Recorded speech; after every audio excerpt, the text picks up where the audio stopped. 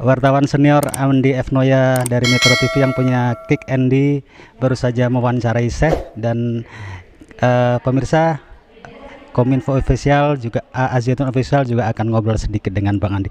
Bang, ini setelah 23 tahun datang kembali ke Zaitun untuk sebuah liputan, gimana Bang? Yang pertama dilihat setelah 23 tahun.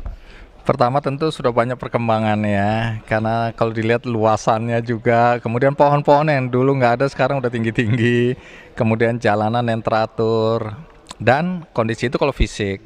Tapi yang saya senang adalah pemikiran, karena waktu bertemu dengan Pak Panji Gumilang, pemikiran-pemikirannya kan melampaui zamannya. Orang boleh setuju, boleh tidak.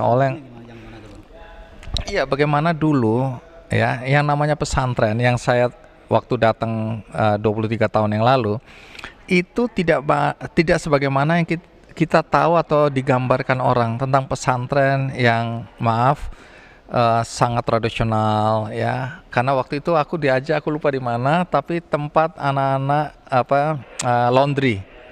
Aku laundrynya udah modern sedemikian rupa, atau bagaimana kedisiplinannya jadi aku melihat sesuatu yang di luar bayanganku tentang pesantren. Nah, ini mengubah image pesantren menjadi sesuatu yang modern ya. Ada pondok-pondok pesantren yang menyebutkan pondok pesantren modern, tapi aku nggak pernah lihat secara fisik di sana. Tapi aku melihat apa yang ada di Al Zaitun. Jadi menurut aku itu visi yang melampaui zamannya, pemikiran-pemikiran yang terbuka. Orang boleh setuju boleh tidak ya, tapi kalau aku melihat pemikiran-pemikiran yang terbuka dari Pak Panji Gumilang inilah yang mungkin membuat perubahan yang terjadi di Al Zaitun yang menurut aku lagi-lagi melampaui zamannya.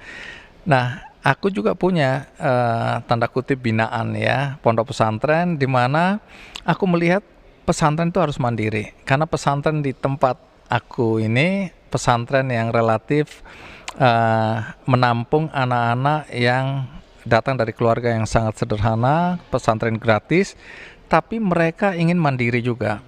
Nah, konsep mandiri ini menjadi penting kalau kita melihat yang ada di sini, karena nggak boleh lagi tangan di bawah terus-menerus. Karena ada yang kalau ditanya dari mana ini dana operasional, langsung nunjuk ke atas. Tapi peluang untuk mandiri itu padahal terbuka lebar dan sekaligus mengasah keterampilan anak-anak. Ya, keterampilan bercocok tanam, berkebun, keterampilan perbengkelan, keterampilan mengelola supermarket, keterampilan keuangan, literasi keuangan, itu harus ada. Nah, ini zaman yang seperti itu menuntut anak-anak keluaran pondok pesantren mengikuti zamannya. Itu yang aku lihat di sini kesanku. Bang, ini kan kesini ini karena ramenya pemberitaan Al-Zaitun baik di media mainstream maupun medsos. Terus abang tadi udah wawancara selama 2 jam dengan saya. Dari jawaban-jawaban saya itu apa yang bisa abang sampaikan kepada masyarakat? Itu tersampaikan dengan sendirinya. Jadi Pak Panji Gumilang ini kan menjelaskan. Selalu aku akhiri wawancara Ki Kendi double check dengan orang mau percaya boleh, tidak juga boleh. Jadi kembali kepada siapapun yang menonton dan dia menilai dari perspektif dia. Jadi saya tidak memaksakan bahwa harus percaya, saya tidak memaksakan apa yang saya pikirkan, karena di sini posisi saya sebagai medium, sebagai tempat aja. Nah, karena saya melihat apapun tuduhan orang, karena ini bukan yang pertama kali saya wawancara orang-orang yang dituduh atau tokoh-tokoh yang dituduh atau yang diinformasikan di media tentang hal-hal yang buruk, yang miring, yang negatif. Saya datang, saya cuma mau konfirmasi ya. Anda dibilang begini, Anda dibilang begitu, Anda bilang dan seterusnya. Silakan, kita mau tahu apa jawaban Anda terhadap isu-isu miring seperti itu. Nah, di Kick Andy double check, makanya namanya double check. Kita mencek ulang, mengklarifikasi semua informasi yang beredar di masyarakat tentang satu sosok. Nah, tadi saya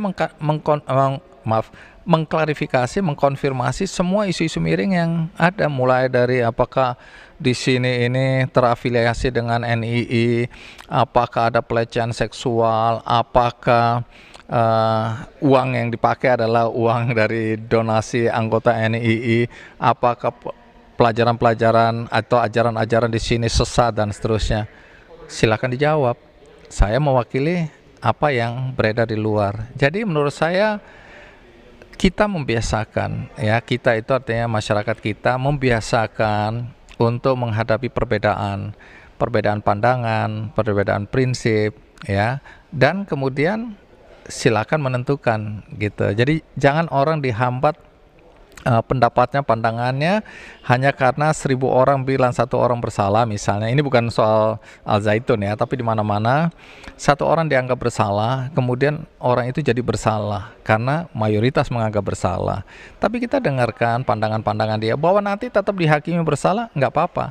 Tapi istilahnya harus didengar dulu pandangan dia, apa pandangan. Terus kita melihat juga apakah benar sedemikian rupa.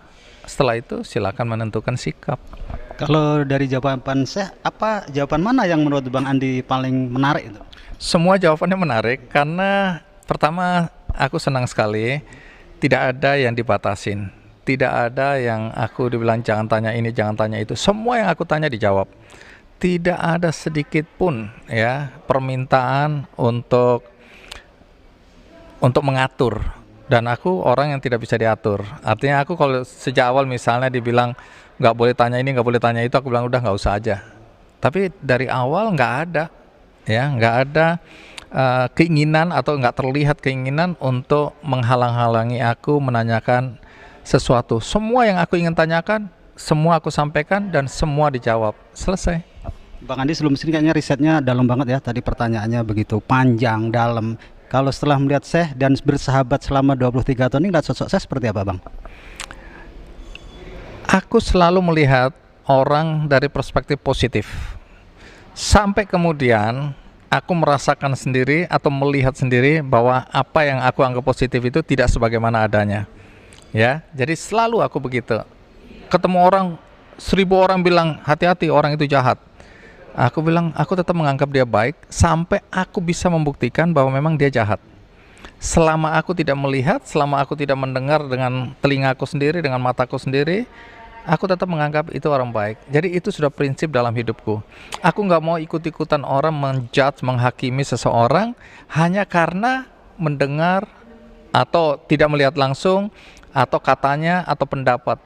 Itu tidak berlaku cuma di sini, di mana-mana. Jadi kalau ada bilang, wah itu hati-hati Andi Noya, orang itu jahat, aku tetap menganggap orang itu baik sampai aku bisa merasakan, melihat dengan mata kepala sendiri, baru aku bilang. Jadi ketika berhadapan dengan Pak Panji, aku nggak punya, makanya Pak Panji kan bilang, aku datang tanpa pretensi. Jadi nggak ada di belakang kepalaku ini pertama persepsi, kemudian agenda, kemudian hal-hal yang sudah aku simpulkan sebelum aku bertemu seseorang. Jadi kan enak aja, aku bisa tanya apa aja, karena aku nggak punya agenda apa-apa selain bertanya, gitu loh. Nah itu mungkin bisa dirasakan semua tamu-tamuku di Kick Andy Double Check. Nggak ada satupun yang menurut aku ya, yang melihat Andi Noe punya agenda apa nih. Jangan-jangan dia disuruh ini, disuruh itu, dan capek. Jadi terima kasih buat orang yang percaya bahwa Andi Noe tidak punya agenda selain sebagai jurnalis hanya menyampaikan apa yang ada. Apa pesan apa yang Bang Andi sampaikan kepada media, baik media mainstream, media sosial yang belum melakukan klarifikasi, belum melakukan tabayun ke sini, tapi kemudian mereka sudah membuat liputan-liputan yang itu sering membuat gaduh masyarakat? Aku tidak dalam posisi menilai, tapi kalau aku tidak mau buang-buang energi untuk menyampaikan sesuatu yang menurut aku tidak berdasarkan fakta dan data. Kemudian kedua, aku juga tidak mau menyampaikan sesuatu yang membuat masyarakat mengeluarkan energi percuma, ya, sesuatu yang nggak ada diadakan, sesuatu yang nggak perlu diributkan, aku nggak akan masuk di situ. Makanya Kick Andy, walau baik reguler maupun double check, nggak pernah bicara gosip, nggak bicara sesuatu yang buruk, ya. Kita selalu menyampaikan sesuatu yang positif, yang baik, karena menurut aku itulah yang bermanfaat bagi banyak orang. Nah, Kick Andy bisa bertahan 17 tahun, aku yakin ya, karena memang orang mendapatkan manfaat dari menonton Kick Andy. Apakah itu cerita tentang anak miskin yang sukses dalam karir, dalam pendidikan, anaknya tukang jamu yang kemudian sukses jadi dokter di Jepang, punya 11 license, atau anak yang disabilitas tapi bukan saja dia bisa mandiri, tapi dia bisa membantu orang lain walaupun dia punya keterbatasan. Nah, itu menurut aku bermanfaat karena banyak sekali penyandang disabilitas yang merasa hidupnya sudah hancur, tidak berguna, hanya karena dia tidak sempurna secara fisik. Nggak ada. Banyak orang-orang yang tidak sempurna justru membantu. Ambil contoh misalnya Sugeng Siswayudono yang aku sekarang jalan udah 15 tahun untuk gerakan kaki palsu gratis. Waktu aku ngangkat cerita tentang dia, Sugeng ini anak tentara tapi pangkatnya nggak tinggi bapaknya, ditabrak oleh truk, kakinya hancur satu, kemudian waktu dia harus diamputasi dan pakai kaki palsu, orang tuanya udah nggak mampu, tapi keluarganya mengumpulkan dana, akhirnya bisa beli satu kaki palsu. Nah, waktu kaki palsunya rusak, dia kan mau beli tapi nggak ada uang, akhirnya dia mereparasi sendiri kaki palsunya. Lama-lama dia punya keterampilan membuat kaki palsu. Apa yang terjadi? Orang-orang datang sama dia minta dibuatkan kaki palsu. Tapi yang datang ini pada dasarnya sama juga, orang-orang dari keluarga sederhana yang nggak mampu beli. Sehingga dia membuatkan dengan biaya yang rendah, dan lama-lama muncul cerita itu dan akhirnya saya tahu. Saya angkat ceritanya di Kick Andy. Aku bilang, oke, aku cariin dananya, kamu bikin sebanyak-banyaknya kaki palsu, karena banyak sekali saudara-saudara kita yang tidak mampu beli kaki palsu. Mungkin kalian belum tahu bahwa kalau orang nggak punya kaki, itu mentalnya jatuh. Apalagi kalau dia mungkin perempuan ya yang selama ini dipuja, cantik, dan tiba-tiba harus kakinya dipotong. Itu langsung dia mengurung diri, dan mungkin akhirnya tidak kemana-mana. Padahal dia punya mimpi, cita-cita yang besar. Dan kalau dia kepala keluarga, gara-gara itu dia mengurung diri, itu artinya seluruh keluarga menderita karena tidak ada penghasilan. Nah, dengan kita kasih kaki palsu, mereka bangkit semangatnya. Yang mau sekolah, yang mau kerja kembali kerja. Nah, Sugeng ini orang yang disabilitas, tapi gara-gara dia berapa banyak orang bisa bangkit dari keterpurukan. Nah, cerita ini menurut aku lebih bermanfaat daripada kita cerita sesuatu yang membuat orang berantem, membuat orang ribut, menguras energi, dan menghancurkan orang lain atau masa depan orang. Kick Andy nggak main di situ, jadi nonton Kick Andy ya. Saya nonton dan saya juga nonton karena saya ngefans. Saya nonton tentang itu, nonton nonton Cinta Laura waktu diundang, nonton yang dari tamunya dari Medan yang punya wajah itu. Nah iya, yang Sugeng dia nggak nonton. Nonton dong, Bang. Tadi kan abang bilang ini nanti terserah masyarakat yang menilai dari wawancara ini. Sebenarnya harapannya apa, Bang? Harapannya dari liputan ke Zaitun ini, harapannya Bang Andi sendiri apa? Karena prinsip yang aku anut selama ini sebagai jurnalis, cover both side itu menjadi penting ya.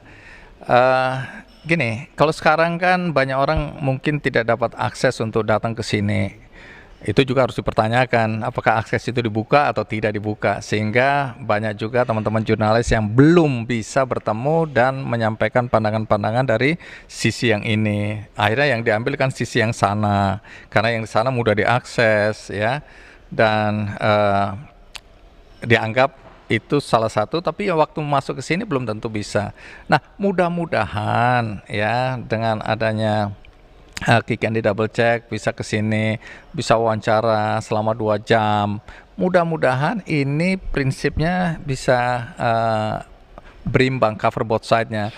Both side-nya yang sana ribut-ribut begini, pandangannya begini, cover sisi sininya seperti ini. Mudah-mudahan ini memberikan perspektif yang lebih utuh bagi siapapun yang mengikuti cerita tentang Al Zaitun belakangan ini, sehingga mendapatkan sudut pandang dari dua sisi tadi.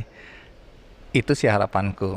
Tapi bahwa orang nanti akan menilai, wah Andi Noya berpihak, atau aku serahkan kembali kepada masyarakat. Tapi kalau ditanya, aku nggak punya agenda apa-apa. Tadi dibilang bersahabat dengan Pak Panji Gumilang, itu karena sekitar tahun 2000 aku pernah ke sini ya. Waktu itu ada Pak Surya yang orasi ilmiah, aku menemani aja. Tapi hari ini aku kembali ke sini sebagai jurnalis dan wawancara dengan Pak Panji Gumilang. Nggak ada yang istimewa sebenarnya, karena aku menjalankan profesiku sebagai jurnalis. Kalau diminta 3 kata untuk Al Zaitun apa, Bang? Iya. 3 huruf kamplang. Oke. Ini kan jurnalis senior, jadi Iya, tapi pertanyaan susah juga itu.